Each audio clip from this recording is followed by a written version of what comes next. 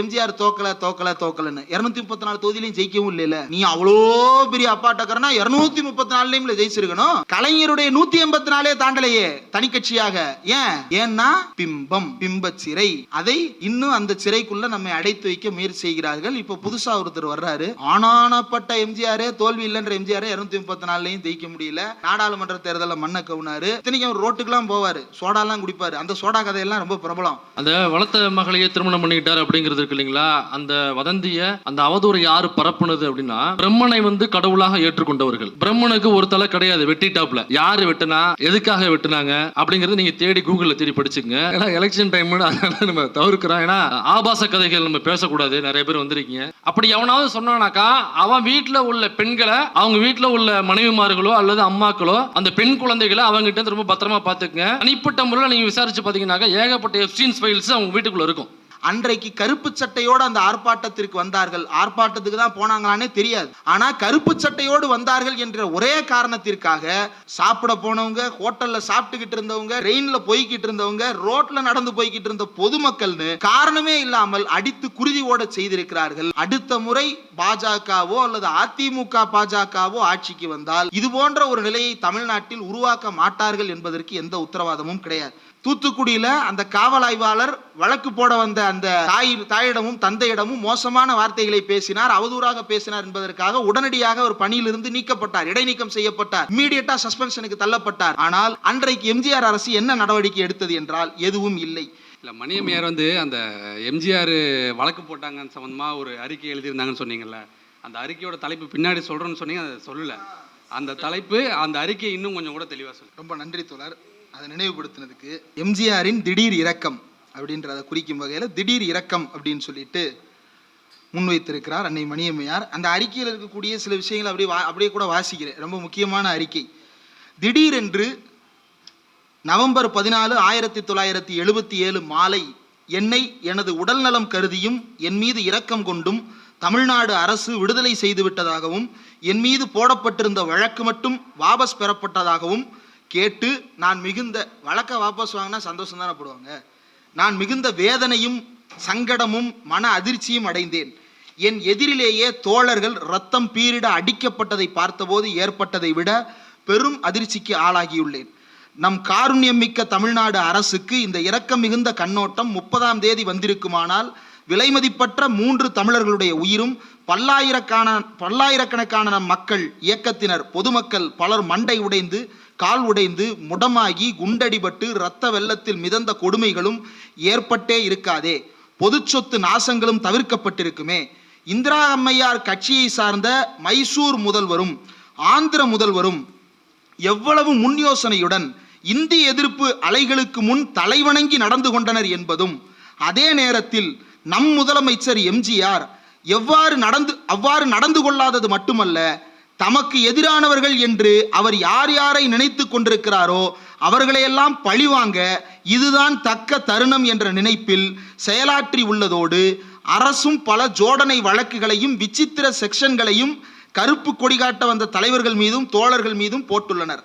தன்னை தவிர, அதாவது மைசூர் முதல்வரும் ஆந்திரா முதல்வரும் செயல்பட்ட அளவிற்கு கூட, அவர்கள் இந்திய எதிர்ப்பு போராட்டத்தை மதித்த அளவிற்கு கூட, இந்திய எதிர்ப்பு போராட்டத்திற்கு முன்னோடியான மாநிலத்தில் இந்திய எதிர்ப்பு போராட்டத்திற்கு முன்னோடியாக இருந்த இயக்கத்தில் இருந்து வந்த எம்ஜி ராமச்சந்திரன் அவர்கள் இவ்வளவு மோசமாக நடந்து கொண்டதை அன்னை மணியம்மையார் கண்டித்துவிட்டு, தன்னை தவிர இந்திய துணைக்கண்டத்தில் இனி ஆட்சி பீடத்தில் இருக்க வேறு எவரும் இல்லை என்று சென்ற ஆண்டு ஆணவத்தின் உச்சியில் நின்று அடக்குமுறைகளை நிகழ்த்திய இந்திரா அம்மையார் இன்று மூளையில் முடங்கி சங்கராச்சாரியார்களிடம் வரம் கேட்கும் பரிதாபத்தை கண்டும் நம் தமிழ்நாடு அரசில் உள்ளோர் பாடம் பெறாமல் தமிழ் மக்களது தமிழர் உணர்வு என்ற பெரும் நெருப்புடன் விளையாடி கொண்டிருக்கின்றனர். தங்களிடம் ஒப்படைக்கப்பட்ட ஆட்சியை உருப்படியான வகையில் நடத்தி செல்வதில் கவனம் செலுத்தாமல் அரசியல் வஞ்சம் தீர்க்க கிட்டிய வாய்ப்பு என்ற நினைப்பில் ஏதேதோ செய்வதன் விளைவு ஓரிரு நாளுடன் அணைந்திருக்க வேண்டிய தீ இன்று பெருநெருப்பாய் தமிழ்நாடு முழுவதும் பற்றி எரிகிறது. இதன் உத்வேகத்தை இன்னும் நம் ஆட்சியாளர்கள் சரிவர உணர்ந்ததாய் தெரியவில்லை. கலைஞர் மற்றும் திமுக கழக தலைவர்கள் மீது கொலை முயற்சி வழக்குகள், நம் கழக பொதுச் செயலாளர் தோழர்கள் மீதும் தடையை மீறுவதற்கு வாய்ப்பளிக்காமலேயே தடையை மீறி சட்டவிரோதமாக கூடியதாக வழக்கு. தடையை மீறி சட்டவிரோதமாக, இப்போ நீங்கள் இந்த உருவபொம்மை எதிர்ப்பு ஆர்ப்பாட்டம் பார்த்துருப்பீங்க. போலீஸ் வந்து கையில் போர்வையோட மண்ணு மூட்டையோட கையில் ஏதாவது ஒரு அணைக்கிற கருவியோட நிற்பாங்க. அப்படி கொளுத்தின உடனே கப்புன்னு வந்து கவர் பண்ணிட்டு அரெஸ்ட் பண்ணிடுவாங்க. கொளுத்தினார் அரெஸ்ட். அப்போ கூடினால் அரெஸ்ட் பண்ணலாம், கூடவே இல்லை அதுக்குள்ளே கூட போகிறாங்கன்னு ப்ரிவென்டிவ் அரெஸ்டா அப்படின்னு சொல்லிட்டு ரயிலில் சென்னை வந்த நம் தோழர்கள் சுமார் 200 பேர்களை தாக்கி படுகாயப்படுத்தி அவர்கள் மீது பொய் வழக்குகள் போடப்பட்டு ஏராளமான திமுக கழக தலைவர்கள் தோழர்கள் மீது பொய் வழக்குகள் போடப்பட்டுள்ளன. இப்படி ஒரு அடக்குமுறையை கொடுங்கோன்மை தலைவிரித்தாடும் நிலையில் எனக்கு மட்டும் என்ன இரக்கமும் பரிவும் வேண்டி கிடக்கிறது என்று கேட்கிறேன். அதுக்கடுத்து ஒரு வருஷத்துல அவர் இறக்க போறாரு. மணியம்மையார் உடல்நிலை அவ்வளவு மோசமாக இருக்கிறது. தொடர்ந்து மருத்துவமனையில் சிகிச்சையிலேயே தான் இருக்கிறார். அதற்கு இடையில் தான் எனக்கு எதற்கு இந்த இரக்கம், இவ்வளவு பேரை படுகொலை செய்துவிட்டு என்று அன்னை மணியம்மையார் கேட்கிறார். அடுத்து அவருடைய ஸ்டேட்மெண்ட்டு, பெரியார் எப்படி ஒரு நேரத்தில் நான் இதற்கு மேல் 5 ஆண்டுகள் தான் இருப்பேன் என்று பெரியார் சொன்னார். ஆனால் அன்னை மணியம்மையார் அந்த 5 ஆண்டுகளை 50 ஆண்டு காலமாக மாற்றி 95 வயது வரை பெரியாரை நம்மோடு இருக்க செய்தார். ஆனால் அன்னை மணியம்மையாருக்கு அப்படியான வாய்ப்புகள் இல்லை. எனக்கு கடந்த பல நாள்களாக கடுமையான காய்ச்சல், மயக்கம், நெஞ்சுவலி, ஏதாவது திடீர் முடிவு ஏற்பட்டால் அரசு தனக்கு பழி நேர்ந்து விடுமே என்ற எண்ணத்தில் தான் அதன் பொறுப்பை நீக்கிக் கொள்ள இந்த தந்திர ஏற்பாட்டை செய்துள்ளதே தவிர நீதி நியாயம் கருதி செய்யப்பட்டது அல்ல. இரக்கமுள்ள அரசாக அது இருக்குமானால் வீதியில், உணவு கடைகளில், ரயிலில் கருஞ்சட்டை அணிந்த அல்லது வேறு பொதுமக்களை எல்லாம் காரணம் ஏதுமின்றி தடியடி தர்பார் நடத்தி குருதி ஓடச் செய்வார்களா? இது இன்னைக்கும் பொருத்த முடியதுதான். இன்றைக்கு தோழர் வளையாபதி தேனியிலிருந்து ட்ரெயின்லையோ பஸ்லையோ ஏறி கருப்பு சட்டையோடு நம்முடைய கூட்டத்திற்கு வந்து கலந்து கொள்ளுகிறார். எத்தனையோ தோழர்கள் ஏதேதோ போக்குவரத்தில் ஏறி கருப்பு சட்டையோடு நம்முடைய கூட்டங்களில் வந்து கலந்து கொள்ளுகிறார்கள். பல்வேறு இயக்கங்களுடைய கூட்டங்களில் கலந்து கொள்ளுகிறார்கள். ஆனால் இந்த அறிக்கையினுடைய இன்றைய முக்கியத்துவம் என்ன என்று கேட்டால், அன்றைக்கு கருப்பு சட்டையோடு அந்த ஆர்ப்பாட்டத்திற்கு வந்தார்கள். ஆர்ப்பாட்டத்துக்கு தான் போனாங்களானே தெரியாது. ஆனால் கருப்பு சட்டையோடு வந்தார்கள் என்ற ஒரே காரணத்திற்காக சாப்பிட போனவங்க, ஹோட்டலில் சாப்பிட்டுக்கிட்டு இருந்தவங்க, ட்ரெயினில் போய்கிட்டு இருந்தவங்க, ரோட்டில் நடந்து போய்கிட்டு இருந்த பொதுமக்கள்னு காரணமே இல்லாமல் அடித்து குருதி ஓட செய்திருக்கிறார்கள். அடுத்த முறை பாஜகவோ அல்லது அதிமுக பாஜகவோ ஆட்சிக்கு வந்தால் இது போன்ற ஒரு நிலையை தமிழ்நாட்டில் உருவாக்க மாட்டார்கள் என்பதற்கு எந்த உத்தரவாதமும் கிடையாது. அது மட்டுமன்றி தாய்மார்களிடம் போலீசார் அத்துமீறி நடந்து கொள்வார்களா? என்னிடம் சென்னை நகர போலீசார் பொறுப்புள்ள ஒரு போலீஸ் அதிகாரியின் முன்னிலையில் எவ்வளவு கேவலமான வார்த்தைகளை பேசினார்.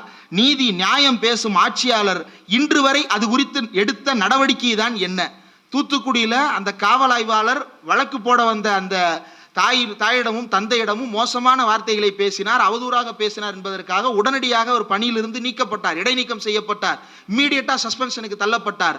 ஆனால் அன்றைக்கு எம்ஜிஆர் அரசு என்ன நடவடிக்கை எடுத்தது என்றால் எதுவும் இல்லை. இன்று வரை அது குறித்து நடவடிக்கைகள் எடுக்கவில்லை. எங்கள் பொதுச் செயலாளர் திரு வீரமணியை உன்னை ஒழித்து கட்டுகிறேன் என்று சொன்ன பெரிய போலீஸ் அதிகாரியின் மீது மனிதாபிமான மிக்க முதலமைச்சர் எடுத்த நடவடிக்கை எங்கே? எந்த நடவடிக்கையும் எடுக்கல. எனவே எனது விடுதலை என்பதும் நம் அரசுக்கு வந்த காலங்கடந்த ஞானோதயம் அல்ல.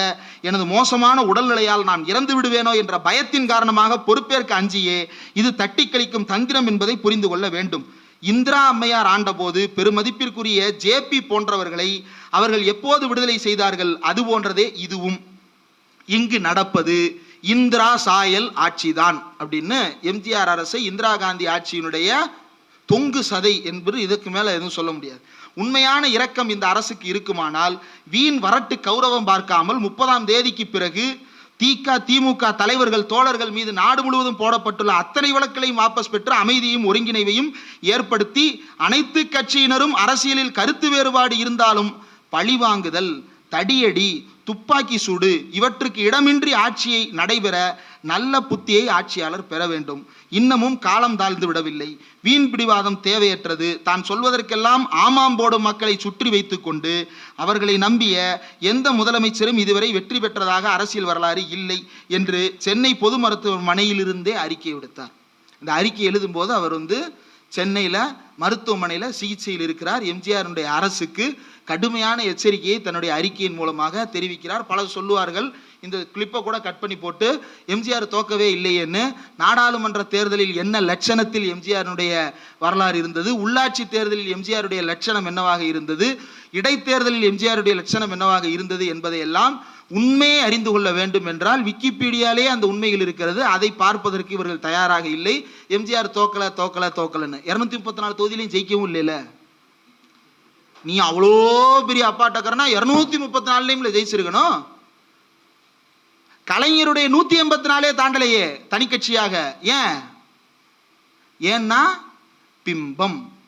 பிம்ப சிறை, அதை இன்னும் அந்த சிறைக்குள்ள நம்மை அடைத்து வைக்க முயற்சி செய்கிறார்கள். இப்போ புதுசா ஒருத்தர் வர்றாரு, ஆனானப்பட்ட எம்ஜிஆரே தோல்வி இல்லைன்ற எம்ஜிஆரே 234 ஜெயிக்க முடியல.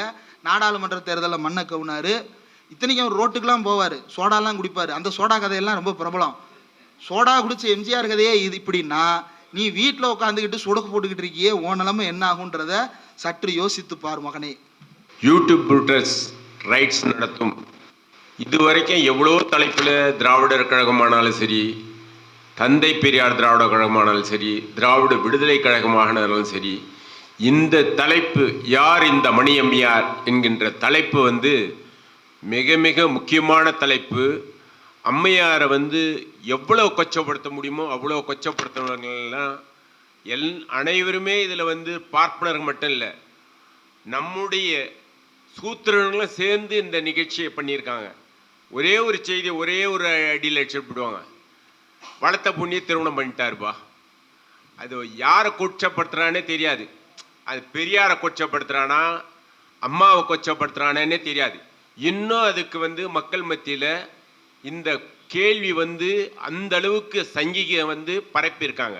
இதுக்கு முழுமையான பதிலை யூடியூப் புரூட்டஸ் நடத்தும் எல்லா நிகழ்ச்சியிலையும் குறைஞ்சது இந்த தேர்தல் முடிஞ்ச உடனே யார் இந்த மணியம்மையார் என்கின்ற தலைப்பில் எப்படி பெரியார் பெருநெருப்பு என்று நீங்கள் நடத்திய நிகழ்ச்சி மக்கள் மத்தியில் எவ்வளவு சிறப்பு பெற்றதோ அதேபோல் யார் இந்த மணியம்மையார் என்று சொன்னால் யூடியூப் புரூட்டஸுடைய நிகழ்ச்சி மிகவும் சிறப்படையும் சிறப்படையும் சிறப்படையும். நன்றி தோழர்.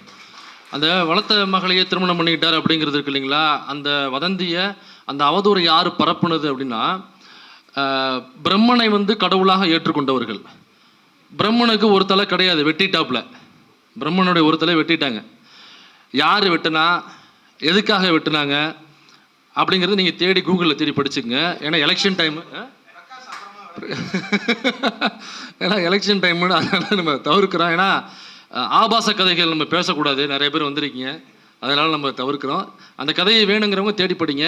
அந்த கதை தெரிந்தவர்கள், அப்படி தெரிந்து பிரம்மனை கடவுளாக ஏற்றுக்கொண்டவர்கள் தான் மகளை வளர்ப்பு மகளை திருமணம் பண்ணிக்கிட்டாரு அப்படின்னு இப்படி சொல்கிறவன் எல்லாரும் என்னன்னாக்கா, அவனுக்கு உள்ளுக்குள்ளே அப்படி ஒரு ஆசை உண்டு. அந்த அந்த கொரூர புத்தி இருக்குல்ல, அந்த வன்ம புத்தி இருக்குல்ல, அது அவனுக்குள்ளே ஊறி போய் கிடந்து தான் இப்படி ஒரு அவதூறை பரப்புறான். நம்ம ஒரு அவதூறை எவனோ ஒருத்தன் மேலே பரப்புறோம்னு வச்சுங்க, என்ன அதிகபட்சமாக என்ன பரப்புவான், இவன் திருடிட்டான், இவன் கொலை பண்ணிட்டான், இவன் அந்த வீட்டில் உள்ள பெண் கையை பிடிச்சி இழுத்துட்டான், இப்படி தான் பேசுவோமே தவிர அவதூறு பரப்புனாலும் கூட இன்கேஸ் வளர்த்த மகளையே திருமணம் பண்ணிக்கிட்டாரு அப்படிங்கிற இது எனக்கு நம்ம புத்திக்குள்ளே இருக்காது. நம்ம மண்டைக்குள்ளே இப்படி ஒரு ரிலேஷன்ஷிப்பை கேவலமான இச்சையோட ஒரு கற்பனை நம்ம மண்டைக்குள்ளே இருக்காது. அந்த கற்பனை இருந்தால் தான் நம்ம வாயிலேருந்து வரும். அப்போ அவனுக்குள்ள அந்த கற்பனை ஊறி போய் கிடக்கிறதுனால தான் அவன் வெளியில் கொட்டுறான், பிடிக்காதவர்கள் மீது அப்படி ஒரு வன்மத்தை கட்டி விடுறது. அப்படி எவனாவது சொன்னானாக்கா, அவன் வீட்டில் உள்ள பெண்களை, அவங்க வீட்டில் உள்ள மனைவிமார்களோ அல்லது அம்மாக்களோ அந்த பெண் குழந்தைகளை அவங்ககிட்ட ரொம்ப பத்திரமா பார்த்துக்குங்க. தனிப்பட்ட முறையில் நீங்கள் விசாரித்து பார்த்தீங்கன்னாக்கா ஏகப்பட்ட எப்ஸ்டீன்ஸ் ஃபைல்ஸ் அவங்க வீட்டுக்குள்ளே இருக்கும். அந்த பொண்ணு கதையாக சொல்லும், அது வக்கர புத்தி கொண்டவங்க தான் அதை அவுத்து விட்டது. வேறு எதுவும் டவுட்டுகள், கேள்விகள், ஃபீட்பேக்ஸ் இல்லை? எதுவும் இல்லை. ஓகே, அப்போ நீங்கள் சொல்லணுமா? வாங்க, சுருக்கமாக சொல்லி முடிக்க வேண்டும் என்று தகவலை கேட்டு வாங்க வாங்க வாங்க. அனைவருக்கும் வணக்கம். நான் ரொம்ப நாளாகவே யூடியூப் புரூட்டஸ் நடத்துகிற ஃபங்க்ஷன்ஸ் எல்லாத்தையுமே நான் பார்த்துட்ருக்கேன், அதை ஃபாலோ பண்ணிகிட்ருக்கேன். இதில் பங்கு பெறுறதில் எனக்கு ரொம்ப சந்தோஷம். இதில் இன்னொரு முக்கியமான விஷயம், இப்போ தோழர் மைனர் சொன்ன விஷயத்துலேருந்து அந்த விஷயங்கள் நானும் படிச்சிருக்கேன். அதுலேருந்து ஒரு சில விஷயங்கள் இப்போது வளர்ப்பு பொண்ணை அவர் கல்யாணம் பண்ணினார் அப்படின்னு சொல்லிட்டு அந்த அவதூறு எதனால் அப்படின்றத அவங்க மண்டைக்குள்ளே புகுத்தினதுன்னு சொல்லிட்டு அவர் அந்த பிரம்மனை அவங்க கடவுளாக ஏற்றுக்கிட்டவங்க, கடவுளாக வணங்கிட்டு இருக்கிறவங்க தான் அதை பரப்புனாங்க அப்படின்னு தோழர் ஒரு லைட்டாக தொட்டு விட்டுட்டு போயிட்டாரு. அதோட ஒரே ஒரு விஷயத்த மட்டும்தான் சிம்பிளாக நான் சொல்லிடுறேன். என்னாச்சு? நான் பேசலாம், அது சிம்பிளாக சொல்லிடலாம் அப்படின்னு பார்க்குறேன். என்னன்னா வளர்ப்பு பொண்ணை வந்துட்டு ஒருத்தர் வந்து நான் பேர் சொல்ல விரும்பலை, நீங்கள் படிச்சுக்கோங்க. அவர் வந்து ஒரு பெண் எடுத்து வளர்க்குறாரு. அந்த வளர்த்த பெண் மேலேயே அவருக்கு வந்து ஒரு மோகம் வந்திருந்த உடனே அந்த பொண்ணுகிட்ட போய் அப்ரோச் பண்ணுறாரு. அந்த பொண்ணு வந்து அதை மறுத்த உடனே அவர் என்ன பண்ணுறாருன்னா சில ஸ்லோகங்கள் சொல்கிறாரு. அந்த ஸ்லோகங்கள் வந்து யாருக்குரியது அப்படின்னா கண்டிப்பாக சூத்திரவாளுக்கு கிடையவே கிடையாது. அந்த யாரு நாங்கள் வந்து தலையிலேருந்து பிறந்தோன்னு சொல்லிட்டு எவன் மார்த்தட்டிட்டு இருக்கானோ அவனுக்குரிய அந்த ஸ்லோகங்கள் தான். அதை வந்து ஸ்லோகங்கள் சொல்லி அந்த பொண்ணை மேனிப்புலேட் பண்ணி அதுக்கப்புறம் வந்து அதை சம்மதிக்க வச்சதாக அந்த ஒரு விஷயத்தில் இருக்குது. தோழர்கள் தயவு செஞ்சு அதை வந்து படிக்கணும். அவர் தோழர் வந்து அதை ஸ்லோவாக சொல்லிட்டு போயிட்டாரு, நான் கொஞ்சம் டீப்பாக சொல்லியிருக்கேன். ஏன்னா வளர்ப்பு பெண்ணை கல்யாணம் பண்ணினாருன்னு நம்மளை பார்த்து வந்து அவங்க அசிங்கப்படுத்தும் போது உண்மையாக நடந்த விஷயம் என்னவோ அதை நம்ம சொல்கிறதுக்கு எந்த இடத்துலையும் தயங்கக்கூடாது. அதுக்காக தான் இந்த வார்த்தை. நன்றி.